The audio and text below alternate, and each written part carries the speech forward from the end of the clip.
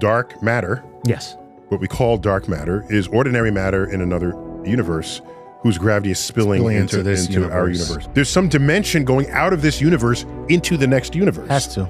And that's the dimension through which their gravity would leak. It's basically this universal pressure that we're feeling from this other universe, and it's really just for them a leaky pipe.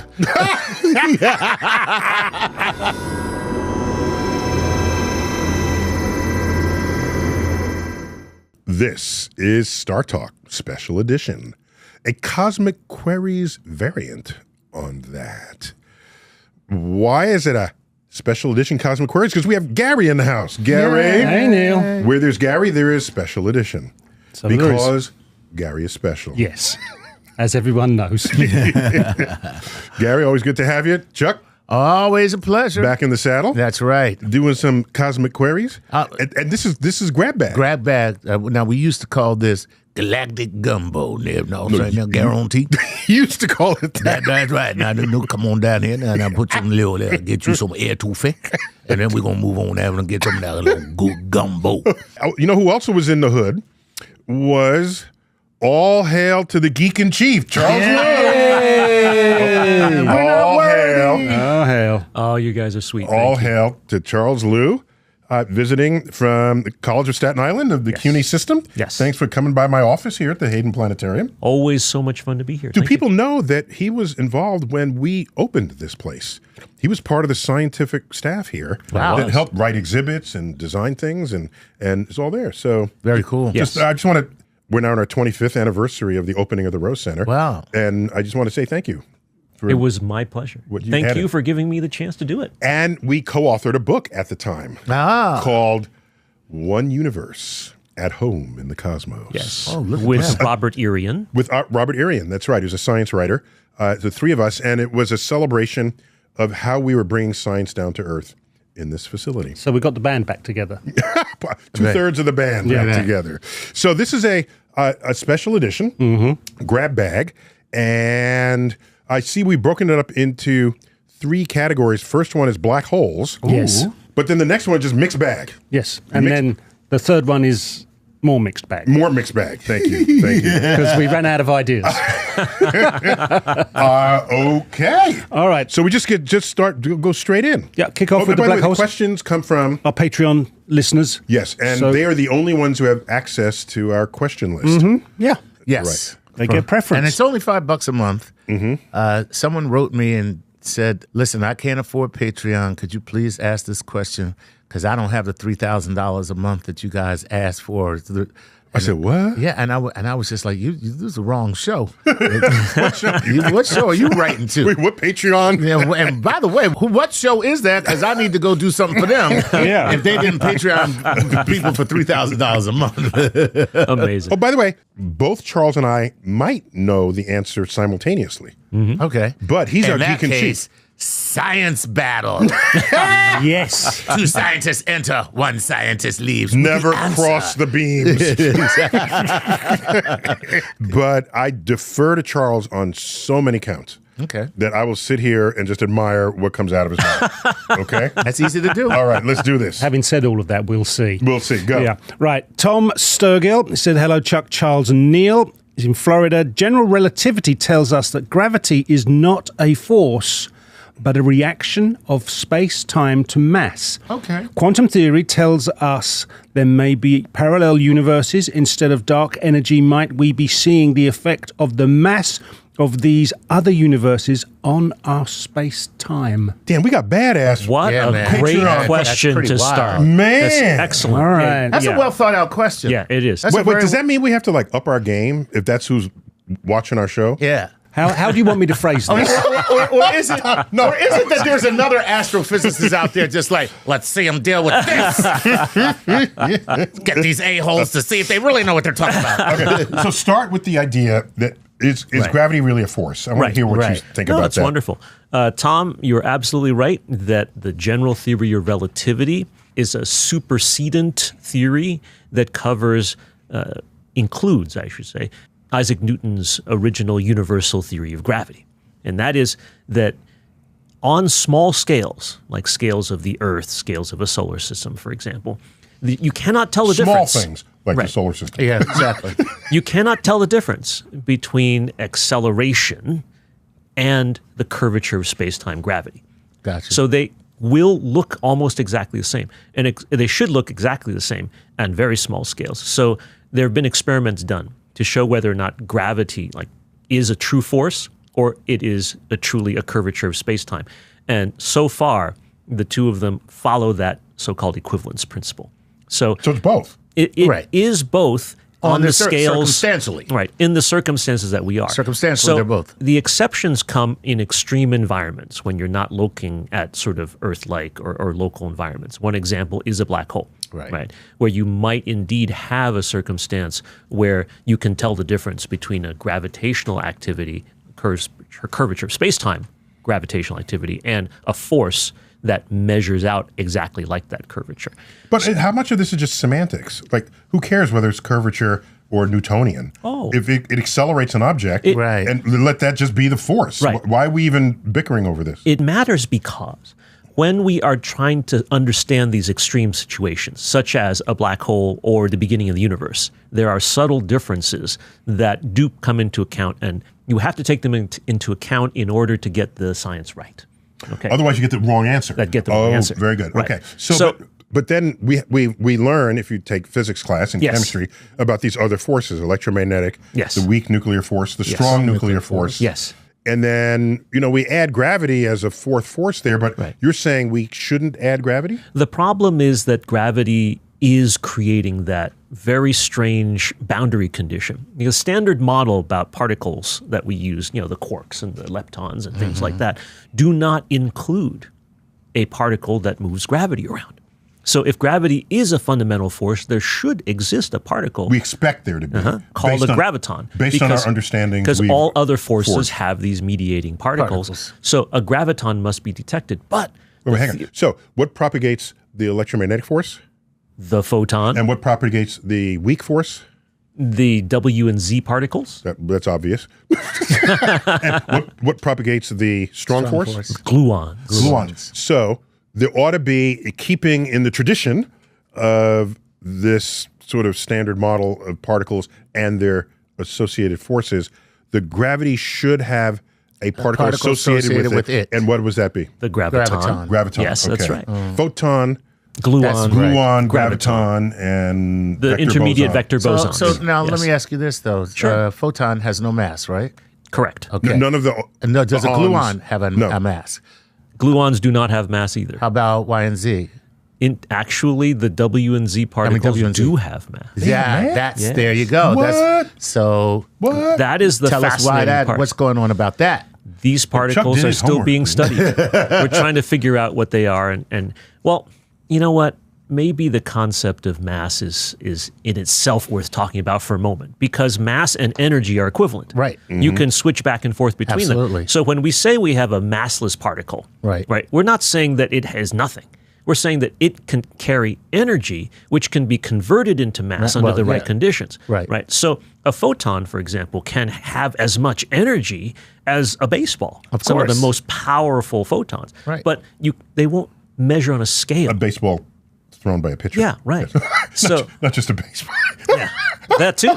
Well, E equals MC squared, right? Implicit in Yes. your statement was That's right. it's a baseball thrown at 90 miles an hour. Yeah. Yes. So you have this huge amount of stuff that's there, even though there is no mass. Gotcha. So given that, So one of the mysteries of the standard model and how our subatomic universe works is indeed what has mass and why, and what doesn't have mass and why. right. And how much- So can you call energy potential mass? You could. You could Yes. call it that. Yes. Okay. But what happens now, we have to bring in Tom's concept of quantum physics, right?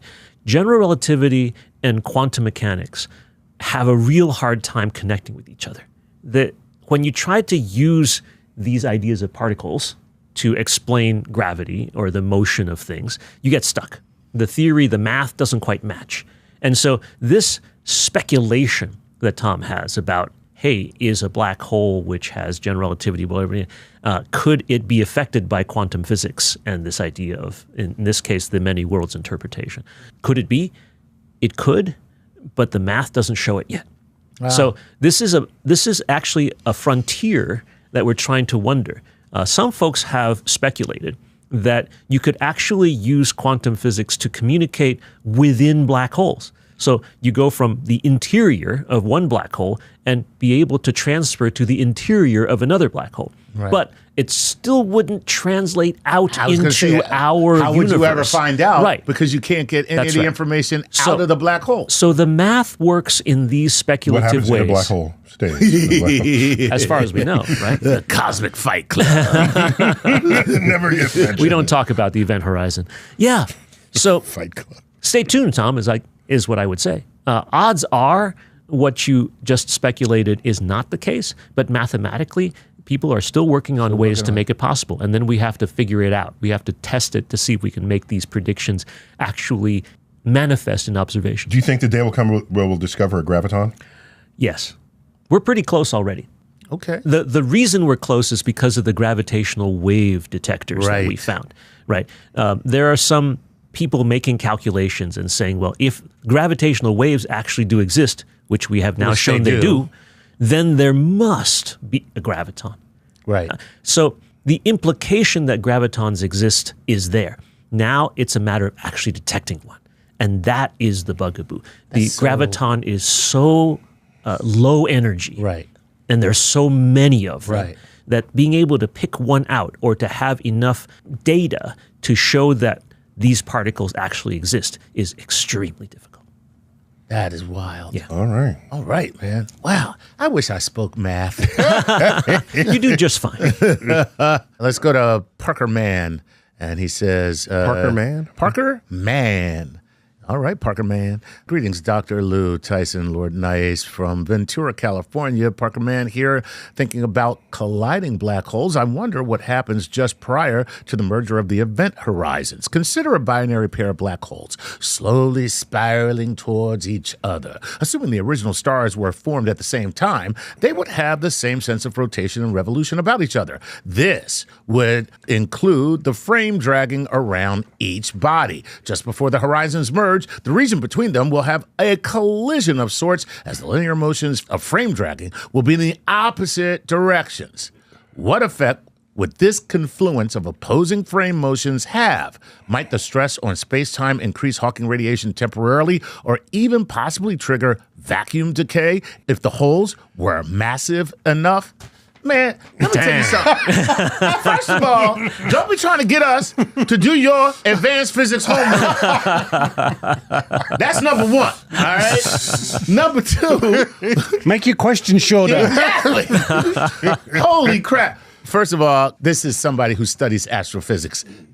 He knows Tom. Hands down. Tell us what frame dragging is. So, what's the deal? Yeah. Frame dragging. Frame drag. Very Colliding black holes, Very frame simple. dragging. Yes. As you get closer and closer to event horizon, Right. and as you're moving, Right. your time sense, the dilation, dilation of it of time. becomes very visible. Right. So when you're in one direction, compared to the other direction of rotation or motion or whatever you have, you'll actually wind up with a different view of the same object. Right. And that's sort of the basic general concept. it's all of about frame drag. of reference. That's right. It's all about because frame your of frame reference. of reference is being dragged by the gravitational Exactly. curvature of space time. But wait, I mean, Sure. I think you have to show people what you're talking about, because I don't think people understand when black holes. You're actually talking about something that is tangible but not tangible, and they're moving towards each other. That's right. And they do this As they thing. spiral around and around and around, and then they hit each other. Right. Right. Just Now- to be clear, hardly ever in the universe are two objects falling towards each other on exactly the same line Right. for a collision. It's not like two trains on the same track. They're not right. It's not exactly. like that. Exactly. So there's always some non-alignment, Right. and when there's non-alignment, That's you where have the the spiral opportunity for happens. spiraling in. That's right. Gotcha. Correct. So this question, which Parker Man has done. Wait, is Parker a new superhero? Parker Man. Anyway, as Parker is saying here, Parker, you're saying it exactly right. You're wondering what the interaction is between two black holes as they spiral closer and closer, and the answer is gravitational waves. You get gravitational waves released, and you get this energy that comes off. And the way that the black hole collides does lead to differences in what kind of energy gets released and in what quantity and in what direction and things like that. So your question, the very short answer to that question, Neil, you can tell me if I'm wrong, is yes. Okay, to all those things, those are all possibilities. And then which individual collisions cause what kinds of things to squirt out, that is still a subject of intense research. And up to the geometry of what's going on.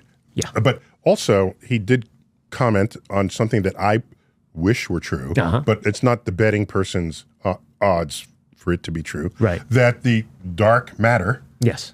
what we call dark matter, is ordinary matter in another universe whose gravity is spilling into our universe. Right. That was Tom's concept, right? Yeah.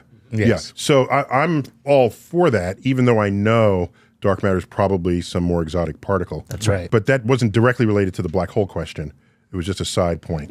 It's a thing that would be cool. It would but be like you said, very cool. There's some mathematical possibilities. Well, it opens up so many. What I learned other talking to Brian possibilities. Green about, was it Brian or the other Brian? We had Brian Cox. Brian Green. Yeah, I hang with both. Brian May.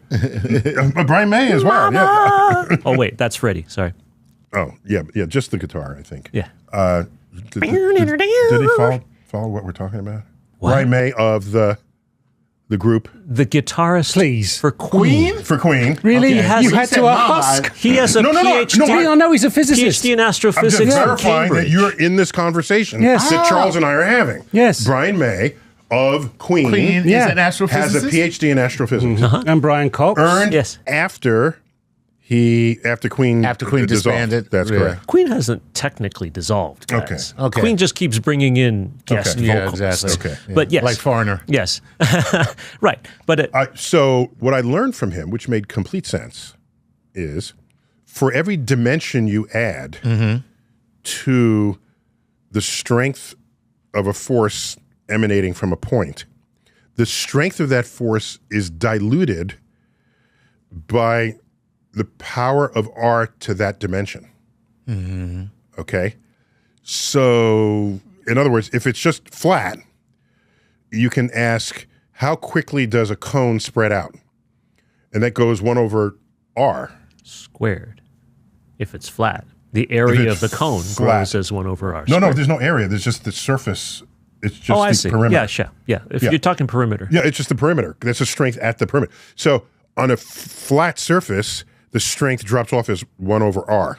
Gotcha. If you are Volume. so that's 2 dimensions, right? And in a 3-dimensional volume, the strength drops off as the surface of the sphere gets bigger. That's R squared. If you have 4 dimensions, there's some dimension going out of this spatial dimensions, going out of this universe into the next universe. Has to. That's a higher dimension. Right. And that's the dimension through which their gravity would leak. Right. So it would. So the it could, power of their gravity would drop off By precipitously a at 1 fourth over power. off 1 Yeah. over the, Oh, the 1 third over power. R to the third power. third power, which is way faster Right. than ordinary gravity in this universe, which means that currently dark matter in our universe is 5/6 of the source of all gravity expressed in this universe. Right. Correct. It's dominating this universe. Right. So it's already dominating this universe and it's dropped off by the third power of distance in a 4th dimension. Which means we can never go where it comes from. That's some hellified gravity in the other We universe. can never go there. Right. So I'm eating lunch and I almost like choked. Eating lunch with, I think it was Brian Green. Yeah. And it was like, wow, I had not thought of that. Because it has to come out of their dimensionality Right. into this other dimension to reach us. And If that's the way dark matter works. If it works yeah, that but way. he's a particle. That's really cool, though. Yes. That's kind of Well, cool because it's basically this universal pressure that we're feeling from this other universe, and it's really just for them a leaky pipe. So Man, my bathroom has got water all over the floor, Someone and plug it's that messing hole. the whole universe. Boy, I hope they don't because we all Yeah, fly I apart. know. We're- My gosh. what if that can come through? What else So can come through? I'm not an expert on where in quantum physics you learn just how all these forces propagate, but I am told by those whose knowledge I trust and value that the other forces cannot exit their space-time, but gravity can. and it's been explained to me more than once, and I try to follow, and I just nod. Well, but they said it very casually. It's not like, Right. guess what? It was like, of course, the people in the know this. for Parker and for Tom also, I would Yeah. recommend you look up something called Randall-Sundrum theory, okay, which suggests that gravity's leakage from another space-time dimension could indeed lead to the things that we're talking about right now. Lisa's book. So Lisa Yeah. Randall, so she wrote a book called Warped Passages, which is an exploration into higher dimensions. Very cool. So, she's a friend. She's a contemporary of ours. We came up together in graduate school. Oh, Awesome. not me.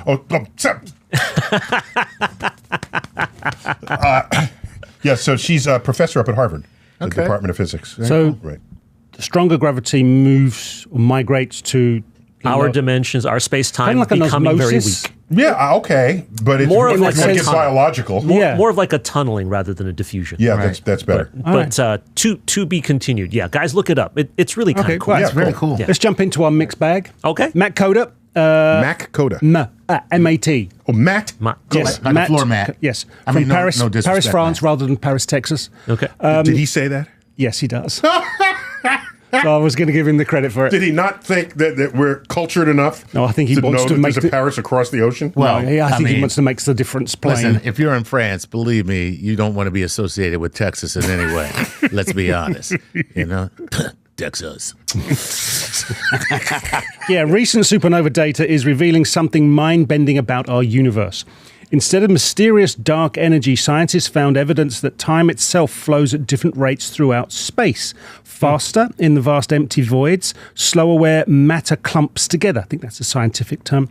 Like Einstein's time dilation, but on a cosmic scale, are we witnessing our generation's Copernican moment, where our basic understanding of the cosmos needs to be rewritten? If this new model is right, what does it mean for the fate of our universe? Interesting. Wow. Yeah, Charles. I have not Get read. us out of that. I have was not gonna read say. those papers, so I cannot tell you whether it is actually a Copernican revolution right now or not. What I will. think he's referring to is that may be a way to interpret the data, but another way was that Einstein's cosmological constant Right. can vary Right. from one time in the universe to another. Right. Whereas in his equations, it is a Constant. Right. Okay? So something has to give here. And Well, in his original equation, it was just lambda, right? But lambda as a function of time has been built into equations after he first proposed it. So lambda of t is certainly something that is mathematically possible. Whether or but not his theory did not allow for that. So if his theory is an accurate His description theory- of the world, then what we're saying is then the world can have a time-dependent lambda. And if the world does have a time-dependent lambda, then his theory is not complete. he knew his theory was not complete when he designed it. That's true. That's the whole point. Yeah. This is, I think, exactly what Mutt is describing, right? Is it time to supplement a long-standing theory with something new, right? And so whether it's a Copernican moment or not, I think there are probably other interpretations that would be simpler to follow Occam's razor and not necessarily have to require brand new physics. Gotcha. Right? For example, if we have a big clump of matter, Again, we with the know that science. it acts like a gravitational lens, Right. right? And gravitational lensing will cause, for example, the light coming from a distant object behind the lens to appear to have curved around it, right? And so that result could much more easily explain these observations of these supernovae, that it's more a gravitational lensing effect or some more complicated thing that we don't understand than the need to bring in a whole new varying cosmological constant kind of physical And I would parameter. add a point that recently in an explainer that I did with Chuck, Okay. titled On Being Wrong, where Copernicus himself was wrong. Sure. And you have to ask, well, do we throw out the entire idea that the sun is in the middle of the universe? Right. Right. Or do we look for some adjustment to this basic idea? And 50 years later, Kepler would discover Find ellipses as Yeah, opposed to perfect circles. Yeah. And so there are aspects of his idea that needed modification Right. without throwing out the whole idea. So I'm with Charles on Yeah. this, that it could be an important scientific moment, but not on the scale of a Copernican moment. So, Matt, even if you are wrong, that's not necessarily bad, right? This is I think what science helps us understand. If we understand that science is a process of learning what's right and wrong, we're not demanding that I am right, you go home. But rather, I'm right in this aspect, you're right in that aspect. And together we reach something that's more complex than either of us could have achieved. We are the world. Yeah. We are the children. Excellent. They're singing again. And by the way, the fact that this person, his name? Matt Matt Coda. wrote us from Paris, France, Yeah. means he, as a Parisian, presumably, has not been offended by your imitations of Parisians, of French people. Well, let's hope not. Because, quite frankly, my bad imitation of French people is pretty spot on. Ooh la la. And 100% of them are smoking a cigarette. Yes. The French have the best lungs in the world. Apparently. Because they can all withstand smoking, My lungs are so obnoxious that the smoke does not stand a chance. Sorry, Matt. Sorry about that. Okay, I'm sorry. That was funny. I don't care what y'all say. That was funny. That was funny. That was funny. Dude, we're taking too long to answer these questions. Let's speed it up. All right. Okay, here we go. This is Trisha Lynch. Hello, Dr. Wait, who? Tyson. Trisha Lynch. Yes. And she says, hello, Dr. Tyson, Dr. Lou, Lord Nice Gary. Trisha from Beaverton, Oregon here. If there really is life under the water of Europa or one of the other moons, will there be any way for us to observe it without possible cross-contamination? Yes. You probably have more about this than I do. Well, we did a whole episode on the Europa Right. Clipper mission. Right. we did. NASA, It's in our archives. Check it out. Mhm. Yeah, NASA has an Office of Planetary Protection. Correct. And its primary goal is to make sure that cross-contamination does not happen. By saving us from Thanos. For example, there's a very famous award-winning short story written by physicist David Brin called The Giving Plague, where we bring back a pathogen from Mars. Ew. Yeah, Not The Giving Tree by Shel Silverstein. Shel Silverstein. Right, different book. The number one most important thing is to make sure that our spacecraft don't crash. Right, we want to make sure that their orbits are solid, that they have enough boosting situation, and at the end of the mission, we dispose of the spacecraft in a way that will not contaminate any potential environments. This is what happened with both the Galileo space probe and the Cassini space probe around Jupiter and Saturn, respectively. But we crashed Cassini purposely. And we crashed Galileo purposely as well. And did we? But we crashed them into the atmospheres of Jupiter and Saturn. In and such so a way that we know that they instead would all burn right, up? Oh, yeah, exactly. completely. Instead of landing vaporized. somewhere and contaminating the space, they would all just be burnt up. Yeah, We're not so careful about our own space junk, sadly, are we? no. We have an issue in our local near Earth orbit ecosystem. We are quickly approaching the point where astronomy being done from Earth is being very badly affected surface.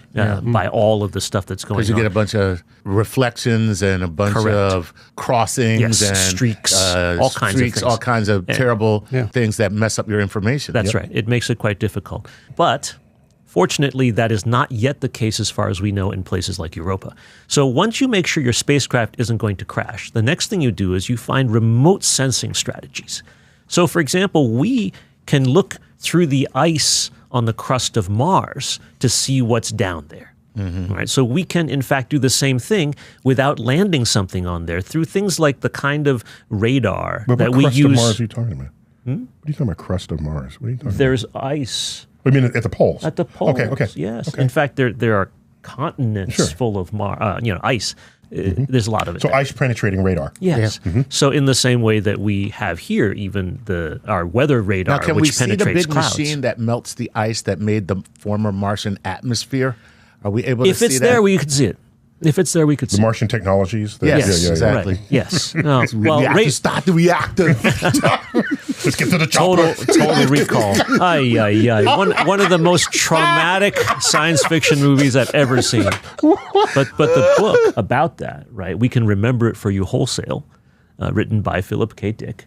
That's kind of a cool book to read sometime. Why do you know this? Exactly. That's so wild. So wild. We only just know the movie. It's a thing. Charles knows things. Okay, fine. All right. I have to remind. That's why we have him on the show.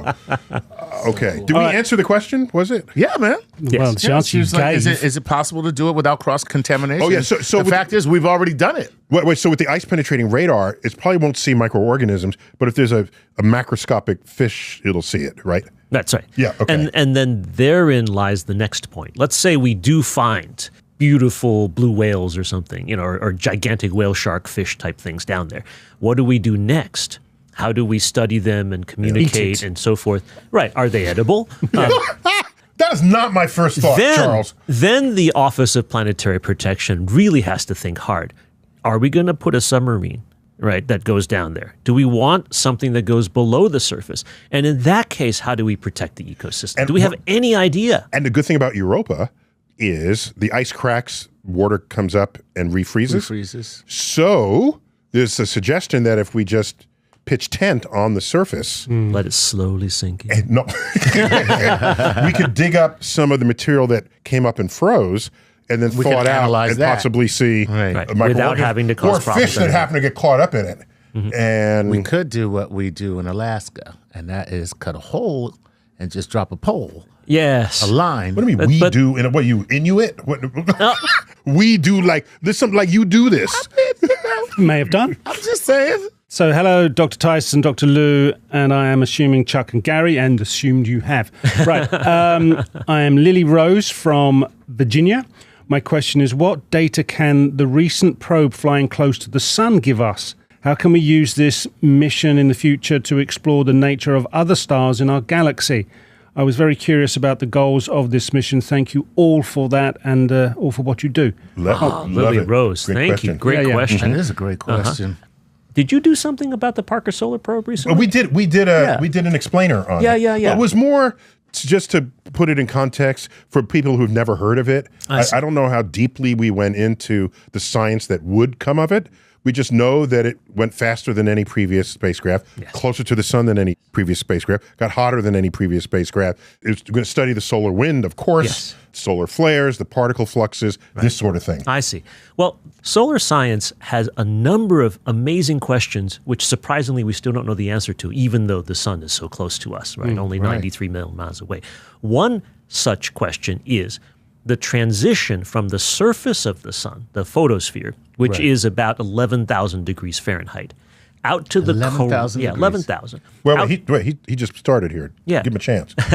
out to the corona of the sun, which is millions of degrees. Millions. Right. It has to actually, you'd imagine that the further away you get from the sun, the colder it gets. But no, after it gets colder and colder and colder, suddenly, right in that boundary, I would roughly say where the actually Parker... gets less and less and less warm. Okay. Not cold. There's no part of take the it. sun that's cold. Fair okay? enough, fair enough. All right. As you get to that boundary, suddenly, right in the area where the Parker Solar Probe is starting to probe, it has to heat up again. What energies are being transferred? What kinds of mechanisms are growing your temperature again from 10,000 to millions? So now wait, is there a cooling or is it literally we see a decrease in temperature? Yes. Then all of a To the sudden surface. to From the the surface, and center. then all from the photosphere. But Yes. then we get to the corona, and all of a sudden it heats That's right. Between the photosphere, between this photosphere and the corona. Right. Now, but is there any reaction that we can like identify that might be making something like this happen? There Hence are the solar probe. there there about are that? Oh my God, I think I came up with an idea. Why don't we send something to investigate? That's right. Is this temperature change completely around the circumference, or is it isolated pockets? Piece by piece. Really? It's kind of like an envelope, but the envelope has holes in it. Right. So it's inhomogeneous, heterogeneous, shall we say. And also, there is actually a layer there between the photosphere and the corona. It's called the chromosphere. And that area is forgotten about very mysterious to us. So all of our hypotheses here on Earth about how that heating happens and what the energy transfer is from the surface of a star out into space need to be tested with data. So the Parker Solar Probe helps us understand how stars transfer that energy outward. And that affects everything that's orbiting those stars, Yeah. such as planets. which NASA calls space weather, right? And so just to put a little molecular talk in here, so temperature is the average vibration speed of molecules. So you get to the surface of the sun, and there they are vibrating, and now something happens where now they're vibrating faster. Right. Okay, so something's flinging them out. Some energy source is pumping it, but the corona is very rarefied. So would you, holding aside the radiation of the sun itself, Sure. if you're in a bath Yeah. of 1,000,000 degrees with only like a molecule hitting you Right. here and here, what would that feel like to you? Wouldn't feel like much. The irony is, although the temperature of the corona is millions of degrees, if you put a potato in the corona, it really wouldn't bake, because the amount of heat in this plasma is tiny per unit volume. So in the volume of a potato, you wouldn't actually have enough heat in there to bake the potato. But with the energy flowing through it over long periods of time, you would fry that potato and dissolve it into atoms like in due course, because the energy is flow is strong. The energy density is low. And so these are the kinds of contradictions that we need to get data on that the Parker Solar Probe can help us understand. And just so we're on the same page, a cup of coffee is hot, but an iceberg has more heat, more total heat. Then a cup of coffee. Because the heat is the total added vibrational energy of all the molecules. And a cup of coffee, you put a thermometer will read something different, but the total energy is different. Gotcha. Okay? How are we getting information back? Because it's it gets transferred through radio and things like that. okay. So Oh, it's got a shield, by the way. Yeah, So so- I said it got hotter than anything before. The shield actually keeps the electronics quite cool. okay. So what's the time?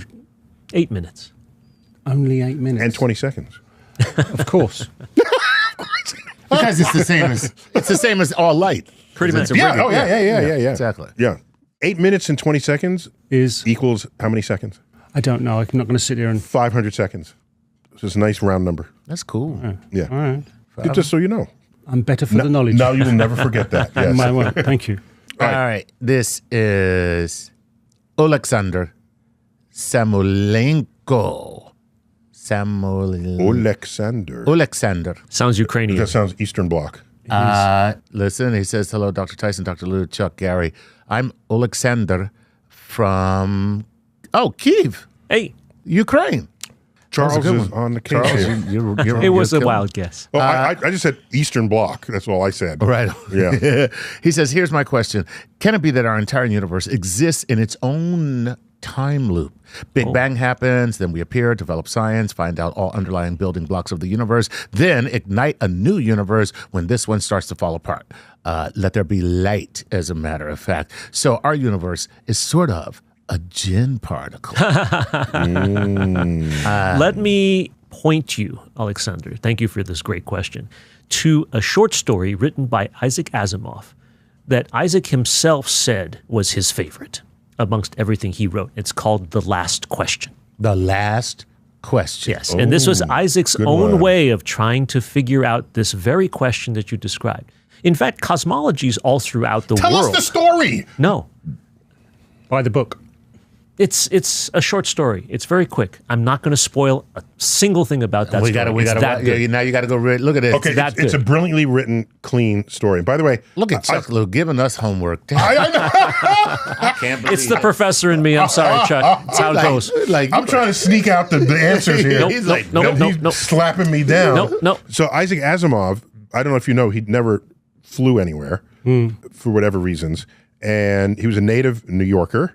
If you ever heard him speak, that would be obvious. And he was a friend of this museum. Yes. In fact, most of the research done on his physics, astro, and biology novels and nonfiction books were researched out of our library here at the American Museum of Natural History. very, very. And And we have an annual panel debate in his honor, the Isaac Asimov Memorial Panel. And let me give a shout out to his late wife, also Janet Jepson Asimov, who was a writer in her own right. Yes. Wow. Yes. Look at that. Yeah.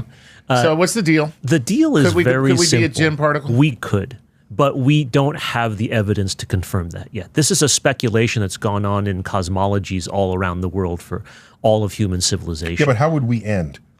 I don't know. Unless we recollapse and then start Well, we again. wouldn't end. We need That'd be new the whole Right now, point. it doesn't. The point is we need new physics, right? The physics as we have it, You're not if it's happy with the complete. physics we already Oh, I'm produced for very you? happy with it, but I also think it's incomplete. If there is no more physics to be had about the expansion of the universe, it will just go on forever and that's it. But if there To were... the big rip. That's right. Scary. But what if there were something else, and we're not sure that that's the case yet, right? If there is something like vacuum decay, which I know it's just a word I just threw around, I'm so sorry.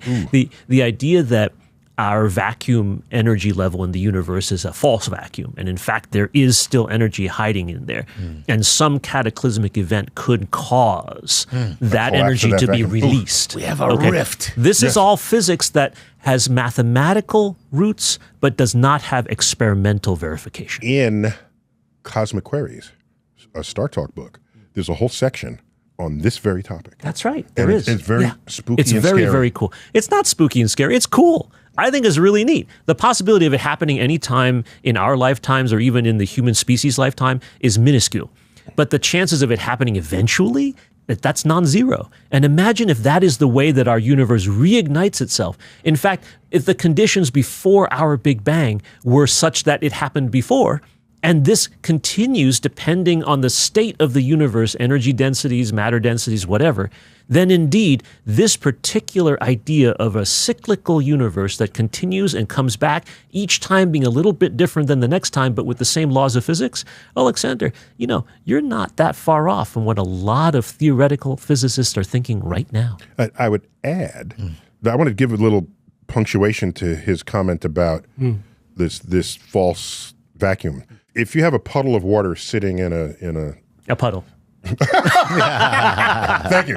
No, so you have like a ledge and then a little sort of depression there, Right. and another ledge over here. So there's an area where water collects. Okay. You can say, is that the lowest energy state the water can be in? Well, on the other side of this ledge, it can get lower.